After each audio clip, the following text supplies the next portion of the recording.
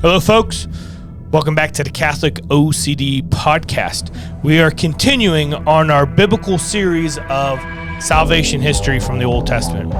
Today, we're going to go through Joseph. If you remember Joseph in the Technicolor Dreamcoat, we're going to learn about how the Hebrew people ended up living in Egypt. We've got our buddy AJ in the studio to kind of go in this little ecumenical dialogue on Joseph from the Old Testament. Stay tuned. Hope you guys like it.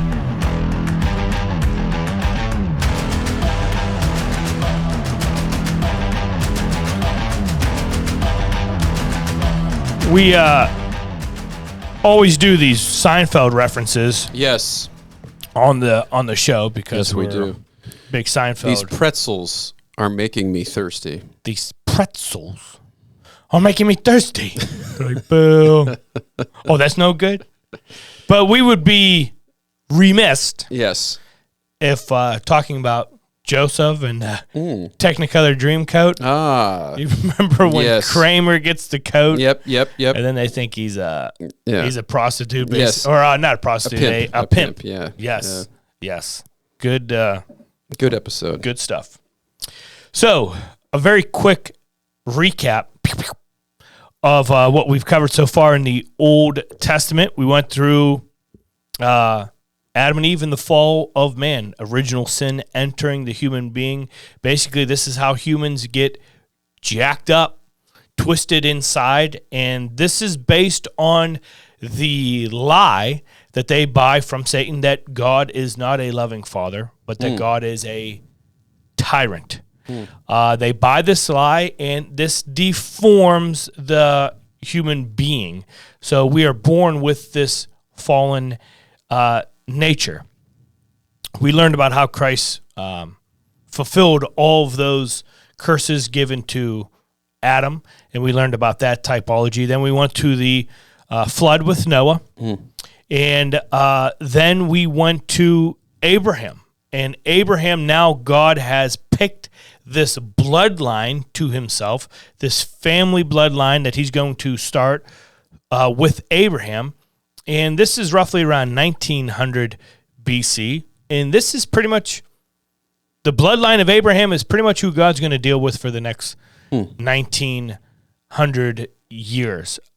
We are still, since we went from Abraham to Isaac to Jacob, whose name was changed to Israel. Can you remember all your dad jokes that you had for these names here? I have way too many dad jokes. But we're still in really the family of Abraham. Yeah. So you picture Abraham being the great-grandfather, Isaac as a grandfather, Jacob, the dad. Yeah, as the dad. He is the dad of the 12 sons, and hence the 12 tribes of Israel. So now we are on basically the son, the great-grandson of Abraham, Joseph. And not just Joseph, but the other 11 brothers. Keep in mind, we're seeing this evolution or this crescendo in God's plan of salvation history. So if you notice, first we began salvation history based on a married couple, Adam and Eve. And then we see how this covenant goes from a couple to a family with Noah and eight members, in all. Yeah. And then really from just this family, now we're going to view the Hebrew or even the Israelites, these descendants of Abraham, really as a tribe. So we went from a couple to a family to a tribe. So, AJ, why don't you fill us in on, give us some story on Joseph. Yeah, man.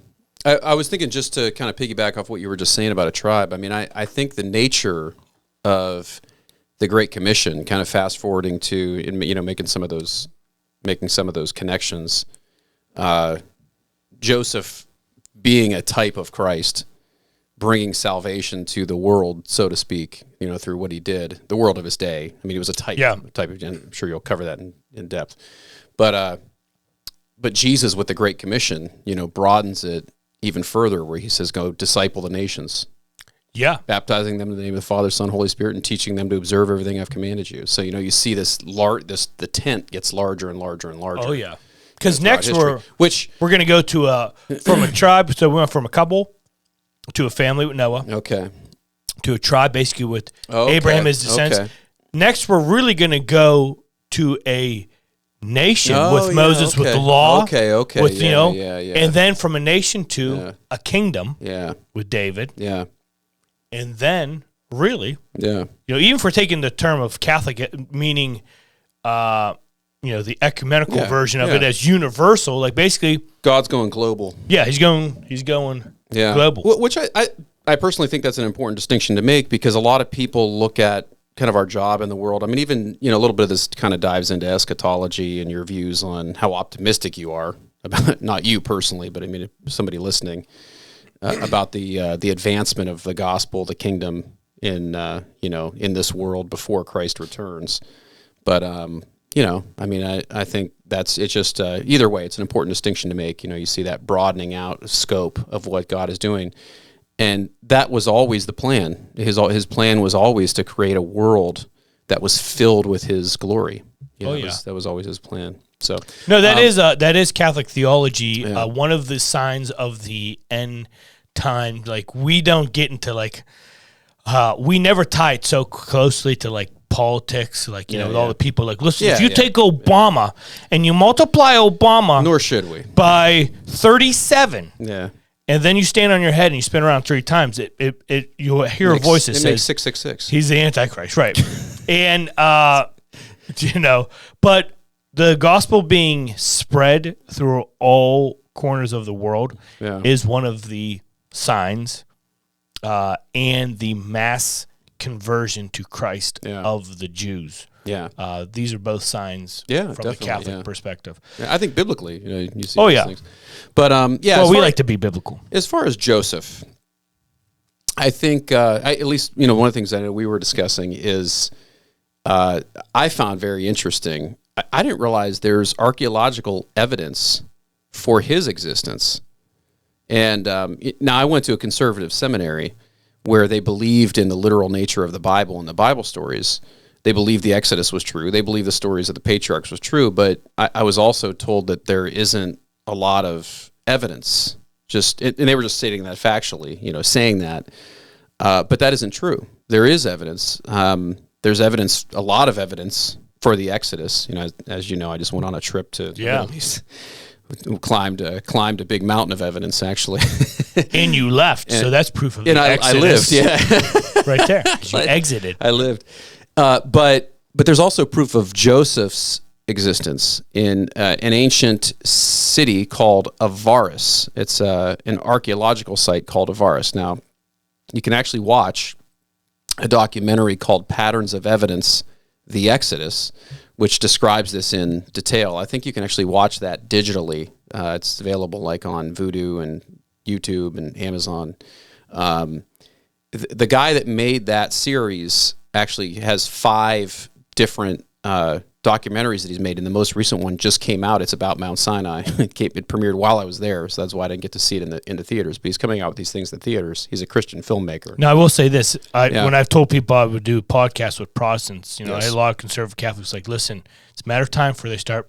Just don't let him bring in that voodoo stuff. Oh, okay. And I was like, no, this guy's cool. He's cool. No, but here I am talking about voodoo. Now you brought it in. They were right. It's a streaming platform. They were right. I'm not real big on the name, but it's a streaming platform. I want to see that streaming platform that's called, For the Glory of God. Yeah. For Jesus, the Jesus platform.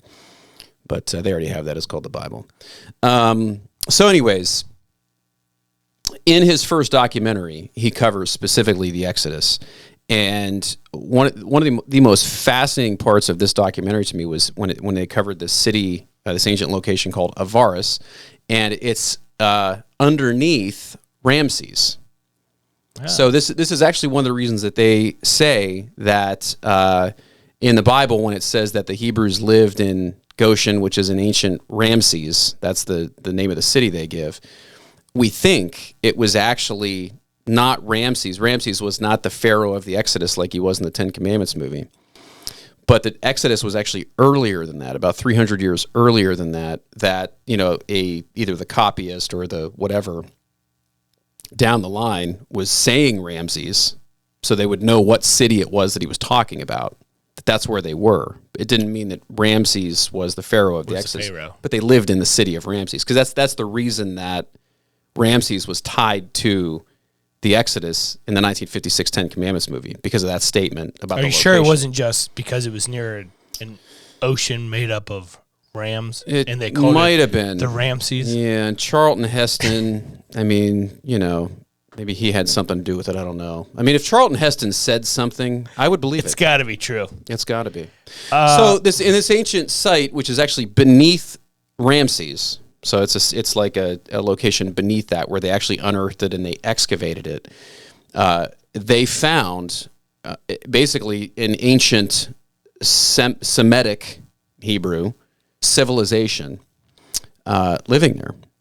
Wow. Evidence all around of them living there. And here's the fascinating part of it. They found a rather large pyramid, and it's unique in the fact that it was not built for a pharaoh.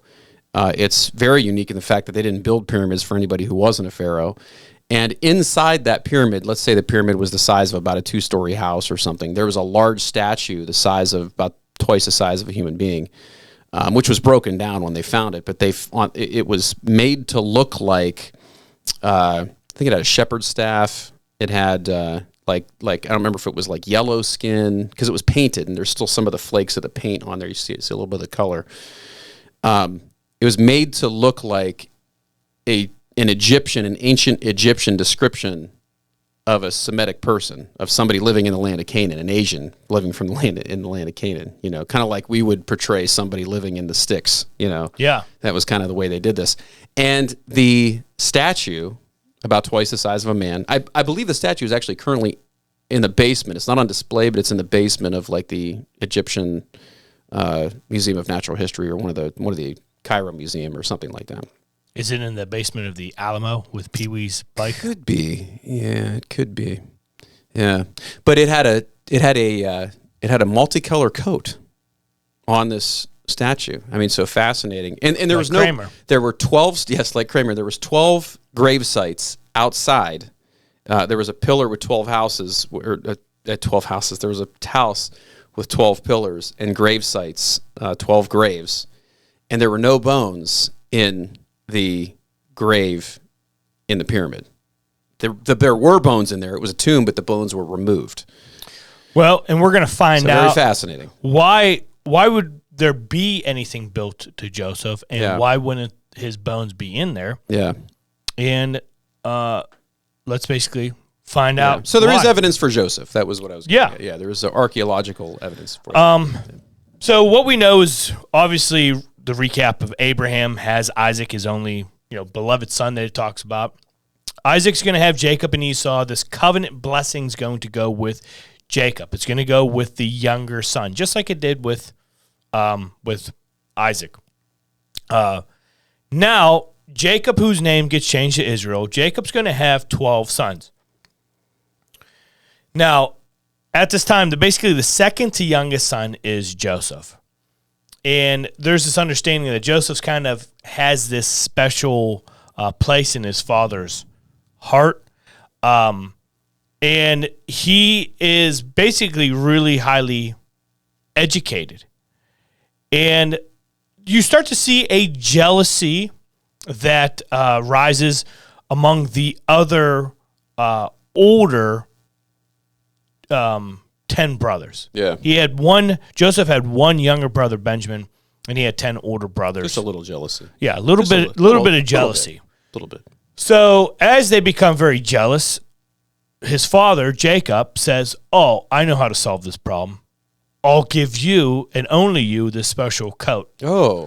Bad. Yeah, you might be surprised, but that did not solve the jealousy issue. This makes the brothers even more jealous. Now, What also doesn't help to the situation is Joseph also has this gift from God to interpret dreams. So it's like God favored him. Yeah. Yeah. And one of the dreams that he basically has is he tells his brothers, like, hey, bros, guess what, man? I had this dream about you guys last night. They're like, oh, what was it about? And it was basically about, like, you had crops and I had crops, and your crops were bowing down to my crops. Yeah. Like, isn't that cool? Kind of like a funky dream to have. Yeah. Hey, Nick, I saw your espresso was bowing down to my espresso. Your trash can was bowing to my trash can down the street. Now, you can imagine here these brothers already think that Joseph already is treated more special than the rest of them by their father. But now they're thinking, okay, Joseph himself believes this. What they end up doing is they make a couple calls to Michael Corleone and Luca Brasi, and they set up a hit. Which was basically the older brothers. Yeah. And what they're going to do is they basically take Joseph, they throw him in a well, they take his special rainbow cloak, his Technicolor cloak, they put blood on it, and then they sell him into slavery. They sell Joseph into slavery, and then what they're going to do is they're going to present his cloak to their father Jacob, or AKA Israel, and they're going to be like, Dad, Joseph got killed by animals, and he's dead. And Jacob just starts flipping out. Now you picture this young man who was highly favored, and all of a sudden now he finds himself in Egyptian slavery. What happens next? Man. Yeah, it's just crazy. I mean, according to my recollection, Mr. Joseph, was he was sold into slavery by Ishmaelite. He was sold by it was a traveling Ishmaelites, wasn't it? Who picked him up? I believe. You know what? I think it was. You could be. And so you're talking about Abraham. So I mean, basically, kind of like his cousins, so to speak, and sold ultimately into the servitude of a man by the name of Potiphar, whose wife we don't see in Scripture, but we speculate her name was Hotiphar. Did you get that one? I got it. Or more like she was hot for him. So, yes, maybe more she hot, was for, hot him. for him. Hot for him, yeah. Potiphar and hot for him, meaning hot for Joseph. And she just kept trying to get him to, go to bed with her. And he said, no, no, no. And she said, yes, yes, yes. And then, he ran away from her one day. He resisted temptation to the point that he ran, physically, bodily ran from it. And she cried rape, basically. She said, he tried to rape me. So being that he's a slave, he gets put into a dungeon at this point. Quick note, you were right on the Ishmaelites. Yeah. And so that's another interesting little, it actually, that's, I think, one thing that shows you how Ishmael had already at that stage, and you're only talking a couple generations later, not necessarily just had his own biological children, but also been, he was responsible for a group of people, Yeah. I mean, he had at that point become, a nation, so to speak. Now, what do you think about this? This is just something that I just honestly thought of. I've been pondering this for a while, for at least the last 5-10 seconds. But yes, sometimes that's how it goes. It just came to me. But all right, what do you think about this? So, you really see God's providence with His chosen one of Joseph, but not only with Joseph, but let's go with Jacob. Yeah. Jacob over Esau. And then even let's go before that with Isaac over Ishmael. Now, we understand there is this deep meaning of Ishmael really being the offspring of the slave woman or the flesh. And he looks at Abraham not as a father, but as a slave master. So Ishmael really comes from this idea of bondage and slavery, where Isaac is known as the beloved son. Yeah. That's fascinating because now all of a sudden you see, the Ishmaelite caravan putting the chosen son of the father into bondage. So what you see is basically, I know we just had our talk on Galatians, but Galatians really was all about Paul trying to say that there are these free people who are being basically, there are Israelites who want to basically bind them back up into slavery. And now you have Joseph, who is the son of providence. Yeah. This is really like this special child for a special purpose.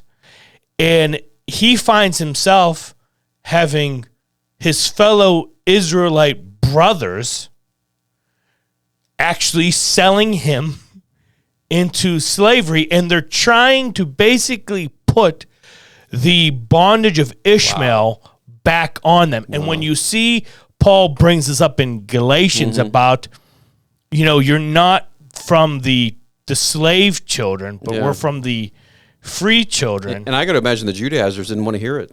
Yeah. They could not reconcile that Sinai, which now, and then he also uses the metaphor too in that same line of thinking that Sinai and Jerusalem. And then he says that the Jerusalem above is our mother. Yeah. So what he's saying is that the Jerusalem of his day is in bondage. Yeah. Is correlating to Ishmael.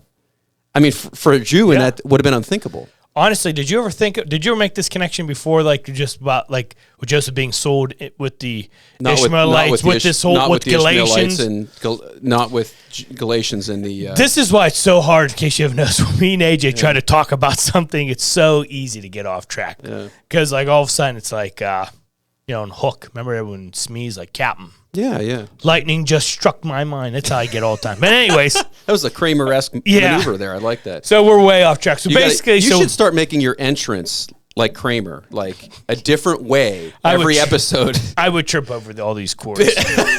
So, all right, Joseph. So Joseph is sold into slavery. He ends up in Egypt. He basically is a servant of Potiphar. Mm-hmm. Okay, then Potiphar's wife. Hot for him. Yeah. She, so picture, maybe this cougar, basically. Yeah. Desperate housewives, and Potiphar's away. And Joseph, is hot for Joe. Joseph's this, young, strong, like pool boy. Yeah. Basically, he's scrubbing the floors in the house. She's like, Joseph, I need you to kill a spider in my bedroom. And then basically, he comes in there, he's like, what do you need? And now she's going to try to she's going to try to seduce him. Mm-hmm. Joseph has such a high respect for Potiphar, that he flees. Mm-hmm. Her fear is, again, lightning. Her fear is that this Joseph, she knows that what she did probably was damnable by death. Probably even in that Egyptian culture. Yeah. Her fear is this Joseph, who God speaks to through dreams, will probably expose her and have her put to death. So what she does is she's going to say, what I have to do is I have to beat him to the punch. Yeah. What an opposite thing we see in the New Testament when Mary becomes pregnant. Yeah. And now this is viewed initially to the mind of Joseph, again, who God speaks to through dreams of the New Testament. This is viewed as adultery, right? I mean, first, this is the engagement during Jesus' time. This is a legal thing. Yeah. And now Joseph could have took Mary and had her publicly stoned. When you read the scriptures, it says how Joseph planned on divorcing her quietly because he basically wanted to have mercy and did not want her to be killed. Yeah. Okay? So this is how that Joseph reacts. thinking here, like the name Joseph, the fact that Jesus' earthly father was named Joseph. Yeah. You know, like God had some kind of plan there. I mean, Jesus was the greater Joshua. He was the greater Moses. He was the greater Adam, the greater David, but I mean, also the greater Joseph. And we're going to see another connection between the New Testament Joseph. They both had dreams. They both had dreams, and there's also another way that they saved their people. They both through dreams. Had something in their beard. They both, hummus. So anyway, Potiphar comes, and his wife's like, Potiphar, Potty. She probably called him Potty. That was his nickname because he was full of crap. She was full of crap. For him. Yes. Yeah. Potty, guess what happened, Potts? And he was like, what happened? Joseph tried to rape me. I'm so scared. And he's like, what? Joseph?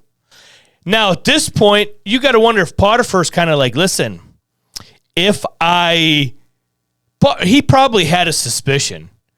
Like, again? Against his wife. Somebody tried to rape you again. Like, she's probably not her first rodeo. Probably not her first rodeo. But, what does he do? Does he, even if he suspects his wife to be lying, what makes him look better? It really would make him look bad if he brings it up to his wife. It makes him look better and save face more to basically put the blame on Joseph. This probably stays in the back of his mind. I mean, I don't think this is unlike something that would happen today. Yeah. Even though what really happened, you have to save face for your family, for whatever. Yeah. I mean, you say, hey, this guy attacked me. Everybody's like, oh, poor you. Yeah. You say, hey, my wife was trying to, sleep with the pool boy. And maybe, it looks bad. That was what Joseph did was punishable by death as well. I mean, maybe that was his way of sort of discreetly putting away. Yeah, and it could be. Yeah. Humanely saving his life, basically. Yeah, saving his life, maybe. So Joseph, because we have to understand, Joseph, even at this time he gets put away, he wasn't like just a pool boy, but he actually was starting to make some clout. Yeah. He got a good job, basically, he had a good slave job. All the slaves would meet together at like McDonald's for breakfast and be like, man, where you working at? I work at this house. How about you? Man, I'm over at Potiphar's house. Yeah. You're at Potiphar's house. Oh, yeah, it's nice there. It's nice. This is a nice slave job, And now Joseph, though, again, gets thrown into the dungeon.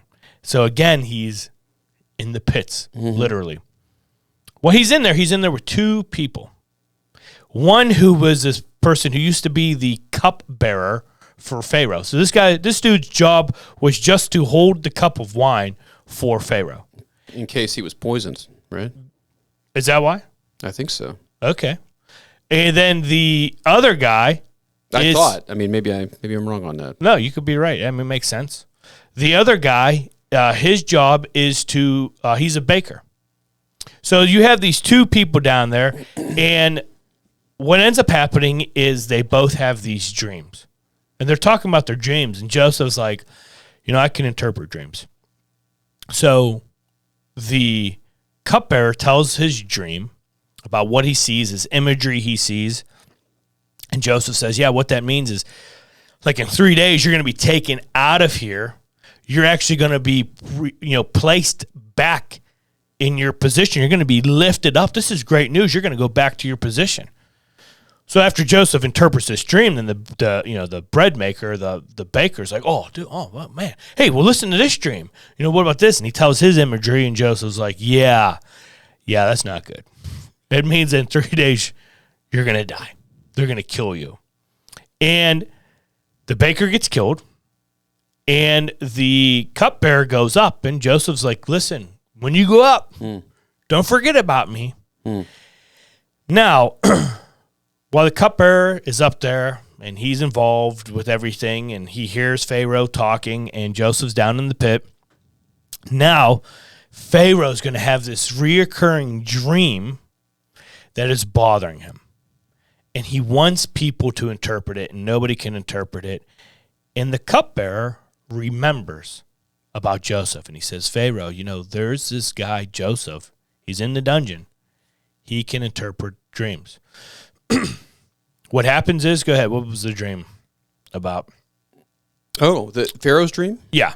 Pharaoh's dream was a dream where I believe he had two dreams that paralleled each other, and one of them was where 7 fat cows got devoured by 7 skinny cows, and basically what it was showing, Pharaoh couldn't sleep, and he brought his magicians and all his people, and they couldn't interpret this thing for him. And here's Joseph, who says, well, basically you're going to have 7 years of plenty.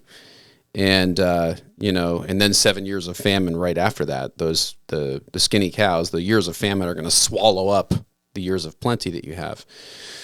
So Joseph suggests that the Pharaoh have someone be put in charge of putting away supplies during those 7 years of plenty, so that during the years of famine, that's going to not just strike the Egypt, but all of the known world, which ends up through the course of time bringing Joseph's whole family together again. It brings them to Egypt. It brings everybody to Egypt. Joseph, basically, because Pharaoh says, well, since you interpreted this dream, I'm going to make you my point person. You're going to be second in command of all of Egypt.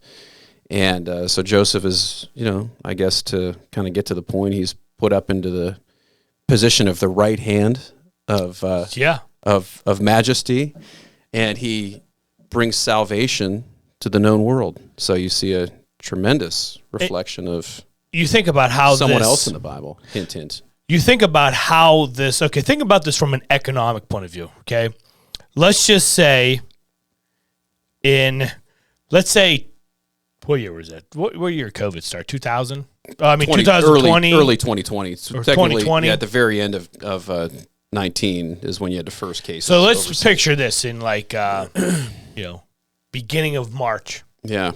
You just have this dream COVID's happening, and it's going to happen. And you go buy all the toilet paper you could find. That would have been the exact metaphor we needed, Nick, was toilet paper in COVID. And it's for the potty for. Yes. And hand sanitizer. And hand sanitizer. If you would have bought those two things.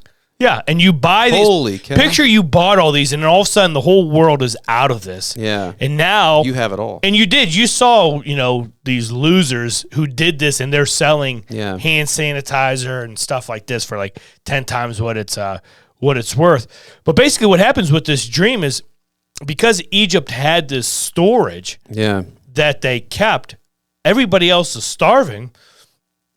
Really, Egypt has enough not only to feed themselves, but they have enough to sell for a good buck.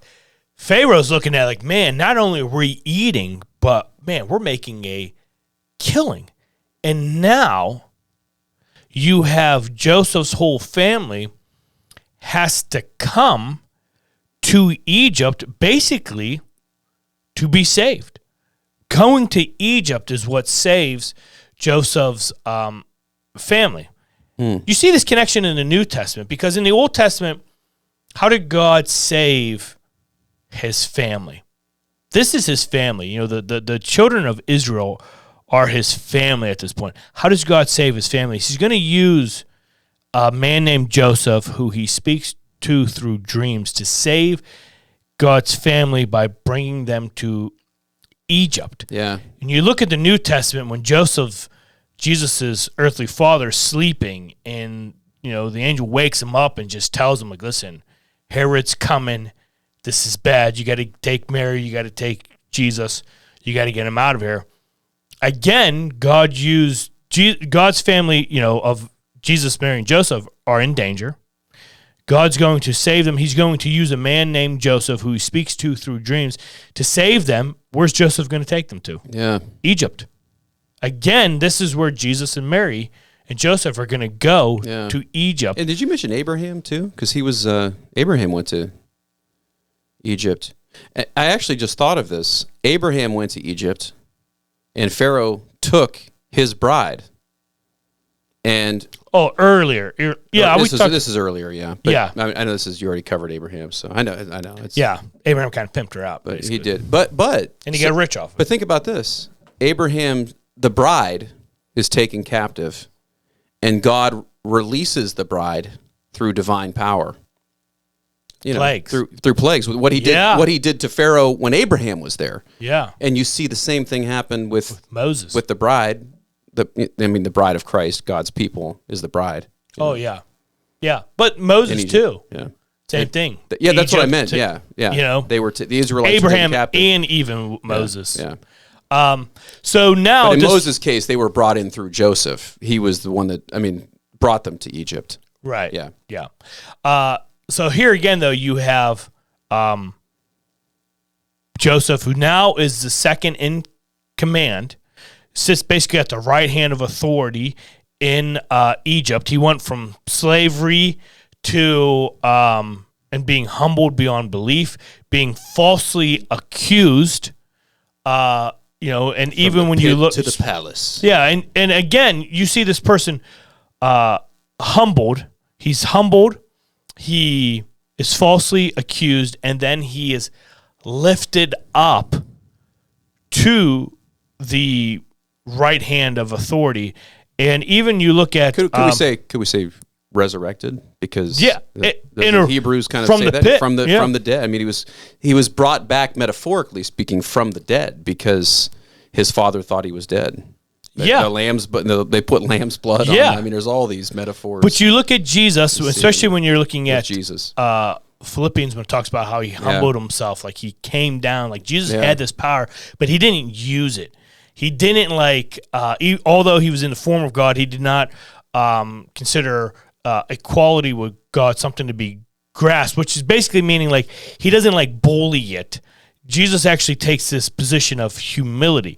But from humility, Jesus is then falsely accused. By his brothers, by Israel. And then by being falsely accused, he is actually raised up to the right hand of authority. So again, we see this Christ. Christ is in all of this. But now Joseph, basically what he notices the one day is he's watching the crowds come and all these different people come. Now he sees his brothers come. And he goes, oh. And now Guido. he's in different, they don't recognize him. What if Italians were like the 12 brothers? What would their names be? Well, did you ever hear that thing about, Jesus being Italian? Jesus is Italian, right? No. I know Malachi. Like I heard this thing, Malachi in the Old Testament. Think about it. Like Jesus turned water into wine. That's very Italian. Mm-hmm. Multiplies the bread and the fish. Yeah. That's very, Italian. He lived at home till he was 30. Okay. Very Italian. Okay. You look at his apostles, you had Petey, Paulie, Nicky, Sally. Okay. So anyways. So the 12 tribe, one of them would be Joey. Joey? Yeah. Joey Barfuco. What about Judah? Judah, that's the fighting style they teach you when you're in the mob. I'm a black belt in Judah. So anyways, Joseph now sees his brothers. And what he does is he's like, oh, look at them. He's like, he does this thing. He's like, here's what I'm going to do.